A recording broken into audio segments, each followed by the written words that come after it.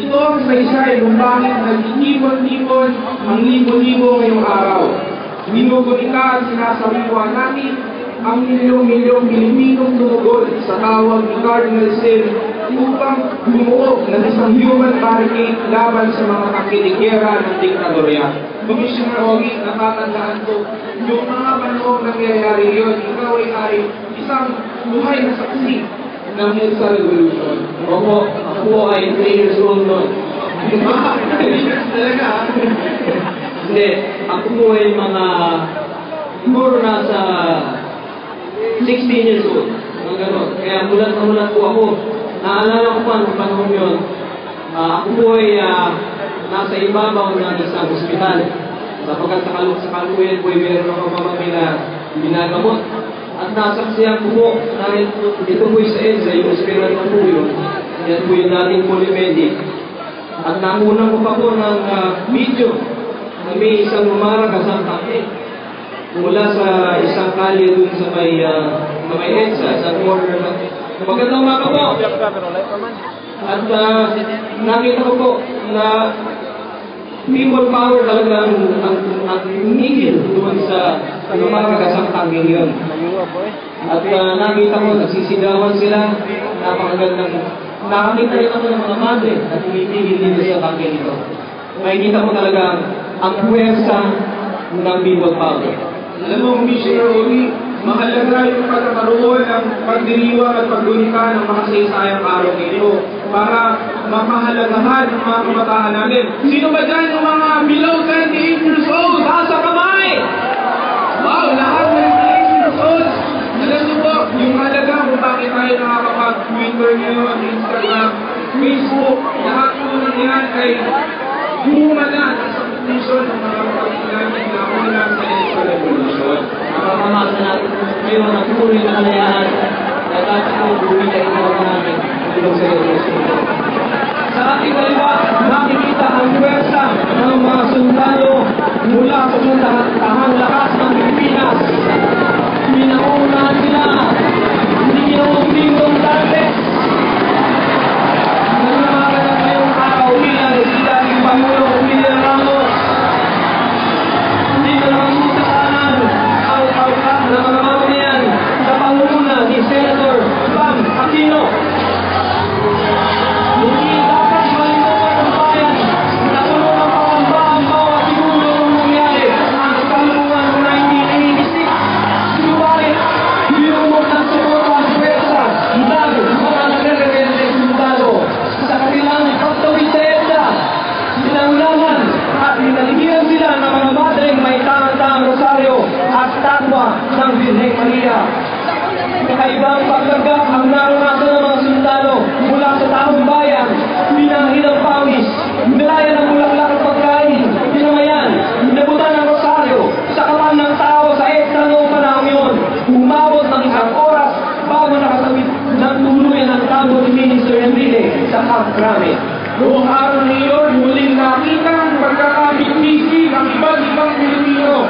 Mga pari, madre, sundalo, mga manakal, sindero, manggagawa, sa wakas, nagkaisa rin ang mga Pilipino. Nagkakuna mo ang mga lider na dalawang panig. Sinisimbolo ng salungan ito ang magkakayos ng lahat ng sektor ng lipunan para sa kalayaan ng bayan. Sa bahagi ito ng ating programa, naaangkong lamang na mapakingganani ang isa sa mga awiting isimulan para sa EDSA Revolution upang awitin ang pagkaisa. Masalunguhan natin ang kasigabong palakpakan ng University of Cebu Chorus.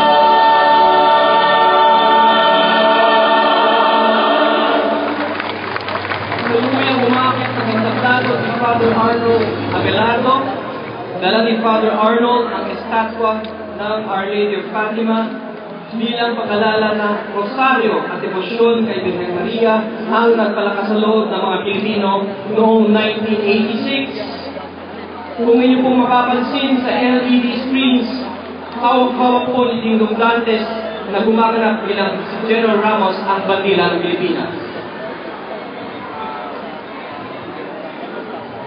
Okay. Kasama natin ngayon si kapatid na Dingdong Dantes para sa watawat ng ating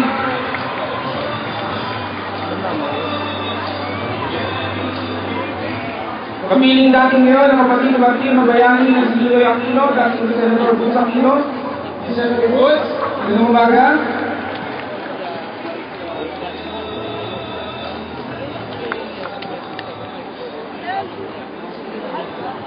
Tinatawagan po natin ngayong umaga ang punong tagapangasiwa at ang ating Executive Secretary, Paquito Ochoa Jr.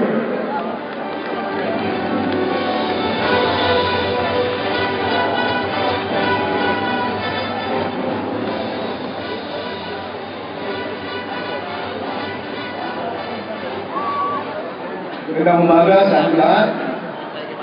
Isang malaking karangalan ang ipahayag sa kauna-unahang pagkakataon sa kasaysayan ng Pilipinas, pinarapat ng ating Pangulo nang ipagdiwa ang anibersaryo ng EDSA Revolution dito sa Cebu City. Ito ay isang patunay na kapag biligtas natin ang salitang EDSA, hindi ang kalye sa Maynila ang ating tinutukoy. Sa halip, ang EDSA ay ang diwa ng pagkakaisa, pagkakapatiran, pagkakatikpisik, at pagbabayanihan. Ang EDSA ay people power. At ang people power ay hindi lamang nangyari sa Maynila, bagkus ay buhay at nag-aalab sa atman may Pilipinong umikilos para sa pagbabago. Marami sa mga magigiting na Pilipinong nag-alay ng kanilang buhay upang mabawi ang kalayaan laban sa mapaniid na diktadura ang isinilang dito sa Cebu. At noong araw ng EDSA Revolution, inilingin sa lahat ng lungsod ng Cebu ang nagkalinga sa ating pinakamamahal na Pangulong Cory Aquino.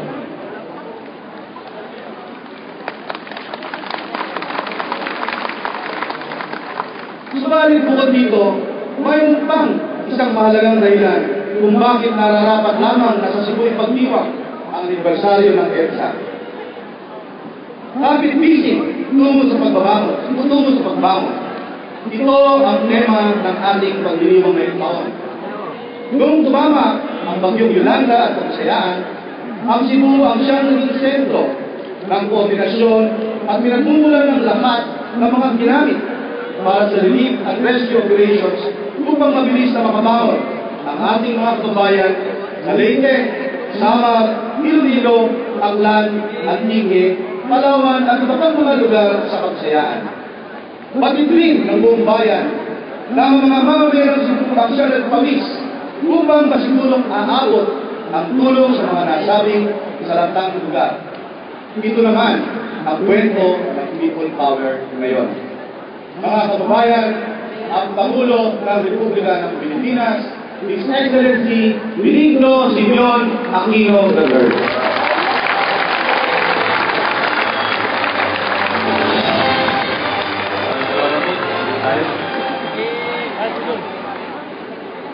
Bayan Utang Sekaran,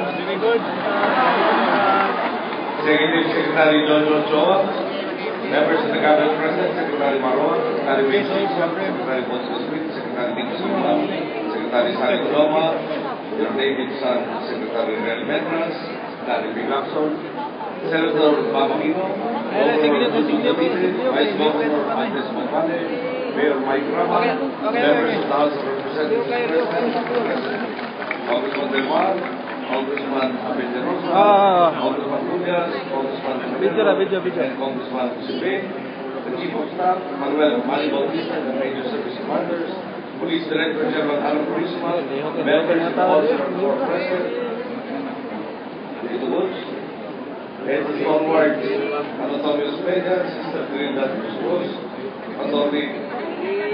Ofring Marcenas, and Mr. Victor Tungan, Mr. Commissioner Sergio, Commissioner Ogie Alcacid, Mr. Vito Candes, other local government officials present, men and women in uniform, students and representatives from the religious sector, fellow workers of government, honored guests, mga pinalangkap na isunan, ayon po tayo. May mga nagtatanong ko, bakit ginawa sa Cebu? Dapat mo yata sa doon, bakit hindi? At paliwanag ko, bakit hindi? Noong September po, ng taon 1983, isang buwan, tapos pinas ng aking ama. Tinatasan po ako, magpunta sa Cebu, at kumausap sa taong bayan at sabihin kung ano sinabi ng aking ama. Pagbaba ko po ng aeroplano, at yung aeroplano po ng panahon na yun, mababahan sa likod. May bluetooth, bubukas, ito kayo bababa. Sa baba po nung hagdanan, may mga naghihintay ng panahon na yun, itawag Cebu Motivation Security Command. Maraming mga membro nito, loob-loob, kasabot ito sa pagpaslang na aking ama. Humingin po yung crew ng PAL. Hinintay yung mga nakintay yung mga armadong tao, nakasasabi sa akin. Alam ko parang nagpapaalam sila. Nanulat na ako. Dahil dito po sa Cebu. 1983, September pala, talagang parang wala ng Marsa doon. Talagang buong sa loob ng mga Cebuano, dapat magtama, at parang dapat tabanan ng mali, at parang malaya na ako.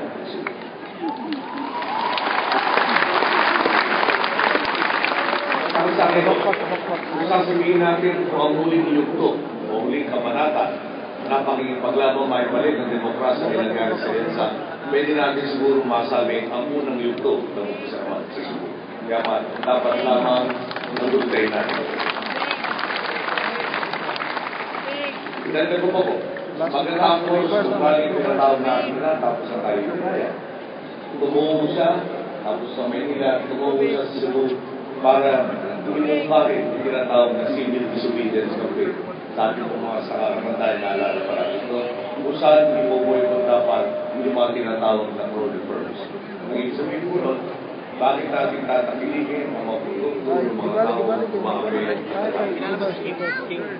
At manatag ko, ang aking ko, dahil nasa Cebu ang aking ina, isa ay nasa may kabuting kamay, pangangalagaan ng mga taga-Cebuano, yung mga nagtataka ng masama, hindi magtatagumpay dahil nandun siya sa piling ng ating mga masulit na kakampi. At ulit po, maraming salamat.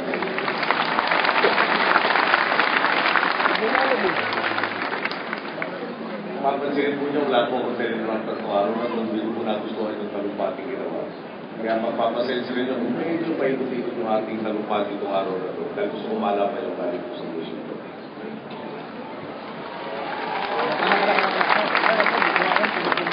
Siguro magandang balikan natin. Ano ba yung EDSA? Lalo rin sa mga bata. Kanina po yung nagbabasa ako ng dyaryo. Nakita ko yung sinulat ng aking pamangkin na kanya mga mag-aalala sa EDSA. Isa po yung mag-graduate pala na high school. So yung kanyang pangmumunin ko, ano ba ibig sabihin ng EDSA, nagbigay din ng ulit, o nagbigay ng focus sa atin, na talagang isang generasyon ng apo, ang dumating, tapos na rin. Sa EDSA po, hindi naman ito sine. Napapasok pa lang po sa set. May direktor na nagsasabi sa iyo kung ano mag-aalala. Tama po ba? Pumunta ka doon, hindi mo alam kung magkakaroon na madugay magsikat. Hindi mo alam kung umuwi ka pang buhay. Pero alam ko, sa lahat na nagpunta, tumubo doon at sa ibang pamalukan ng Pilipinas na kailangan ko doon. Bigyan ko kayo ng halimbawa kung hindi sabihin ng mga. Tapos po, ng EDSA, nakasayin sa akin bilang kasama ko sa security, isa sa mga sargento drill instructor na Marines na nandun po pinagkanalaga sa EDSA. Sabi po niya sa akin, doon raw ko, sinabihan sila, kumaalala niya yung mga litrato ng panahon na yun. Ang Marines po, mga ibang uniforme. Yung pinadala po na Marines, dito sa EDSA, hindi pa ho ganap na Marines. Mapaalala mo, tumingin ng mga litrato ng panahon na yun. Ang suot nila yung audit draft na uniforme, wala pa ho yung camouflage. Bakit hindi camouflage? Dahil hindi pa ho sila natatapos sa kanilang pagsasanay bilang Marines. Nung pinapunta doon, sinabi sa kanila sa harapan nyo, nakakalat ang Alex po kayo, brigade. Itumensin ko lang para manata kayo. At siguro nga, dahil sa mabili sa mga pangyayari ng panahon ngayon, nakalimutan pakainin itong mga tinalagang metanga ng mga malalaking sandata. Tulad ng takinera, tulad ng ganyan, ng mga ola. Tinapon, minuto, kakamba, at talaga naman sa ganong perspektibo. Para bang ang hirap paliwanahan na hindi magiging matugo ang sitwasyon. Kabado, gutom, galit. Taong bayan naman ang harap na matigalan ng DPS. 1965 po si Gilong Marcos, 86 na po yun. 21 years of issue. At pag pinalingan natin, 4 na araw, makasaysayan, hindi tayo umabot at umatong sa isang matulog ng sila.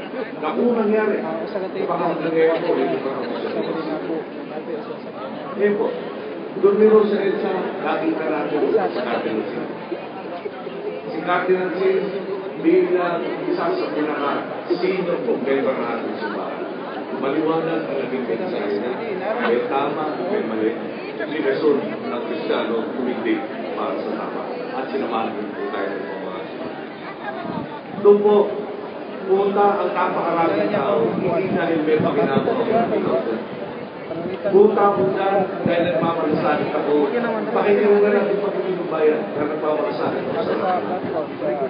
Sinabi mo ba ako sa dyan, hindi dyan. Ano mangyayari sa akin? Pagsulong ako dyan.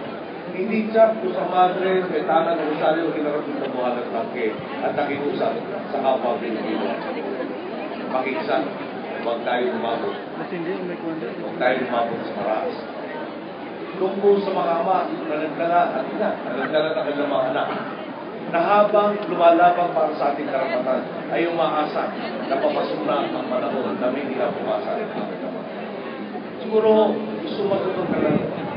Anong utok sa atin sa EDSA, anong utok sa atin yung isa ko ng tulong sa isa't isa. Hindi dahil gusto natin lumabang kung may pakinabang tayo. Sa nakakaraming Pilipino po, ang nagtuloy ng malakas na natulungan para kumilos ay pagmamahal. Baka pagmamahal sa kapwa, baka pagmamahal sa bayan, baka pagmamahal sa Diyos. At doon po, yun lang po siguro ang pinakabuod. Dito po sa EDSA, napakita ang ginas ng sambayan ng Pilipino. Tayo po ang naging inspirasyon sa iba't ibang pag-usbong ng people power sa iba't ibang panig.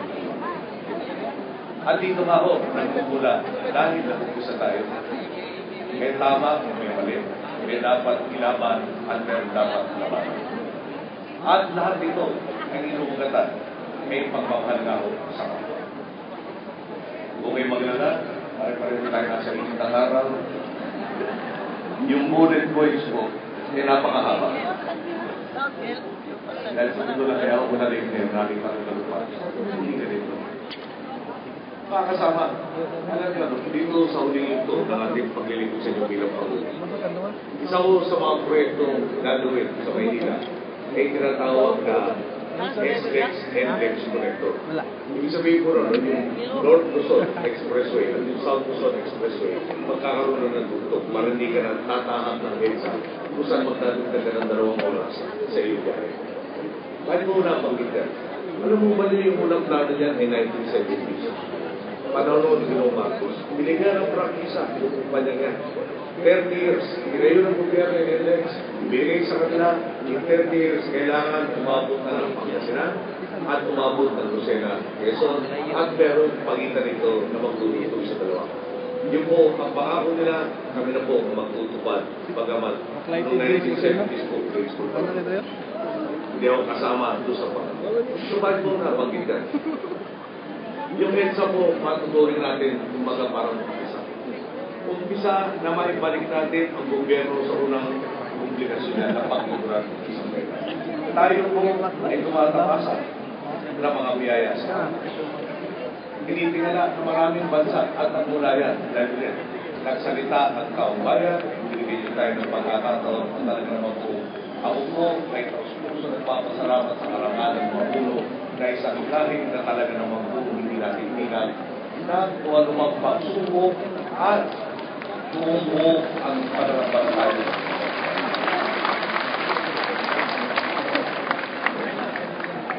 Dumating mo sa puno na binalik ang tama ugnayan sa iba't ibang sektor ng lipunan.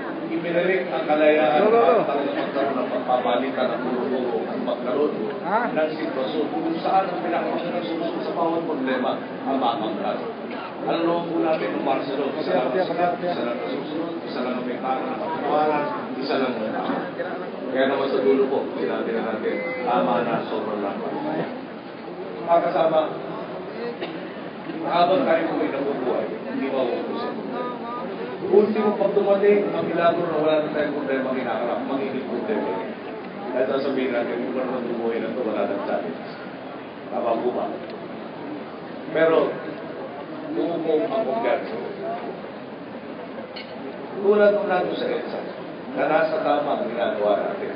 Hindi siya, na mabubuhay tayo tapos ito. Malamang, pag nagkaroon ng mutuan, tayo mong nasa unahan, tayo mong nagtatamaan. At ang maabiligan natin magtanggol sa sarili para sa datang lakas. Pero simple po daw, yung magkabilang pamit at hininginan sa isa't isa at ang nagingkan hindi kaaway. Ang nagingkan mga Pilipino at sa dulo nagkasunod na panahon na ibalik sa tama na nangyari sa akin. So mga kasama, hindi po magkakatamaan ng ating mensahe. Tatandaan po natin, yun ang puputok sa atin, pagmamahal. Imbis na magkakamasa ang pangarihan. Dito, kaya ng Pilipino pagmahal. Hindi lang sa kamag-anak, hindi lang sa kaibigan, pati sa hindi kaano-ano. Pwede maipagsakrifisyo tulad ng pinakita. Yung lahat ng tumulong mag-repang, yung milyong lupak para maitulong sa mga biktima na Yolanda, o na Zamboanga, o na Puro, o ni Santo.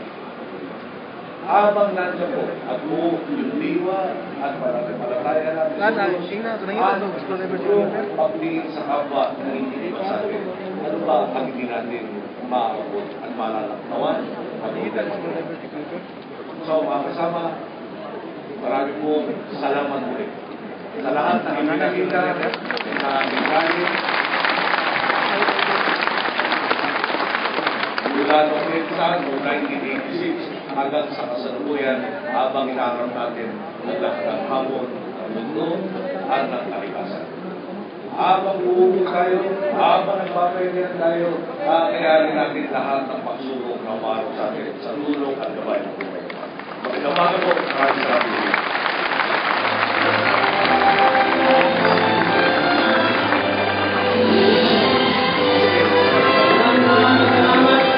Mahal na Pangulong Benito Aquino, sa ngalan ng lahat ng mga Cebuano, isang taus-pusong pasasalamat sa pagkilala sa mahalagang papel na ginagampanan ng Cebu sa pagsasabuhay ng diwa ng people power.